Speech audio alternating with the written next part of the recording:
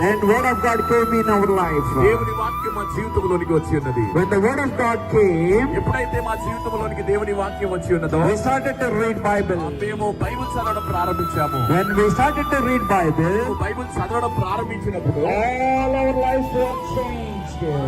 జీవితం అంతా మార్పు చెందింది. This is not ordinary book.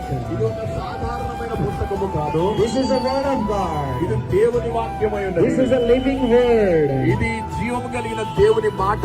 This is a voice of God. దేవుని యొక్క స్వరమై ఉన్నది. Why don't you take this word of God? ఈ యొక్క దేవుని మాటను మీరెందుకు తీసుకోకూడదు? Why don't you read like me? నాలాగా మీరెందుకు చదవకూడదు?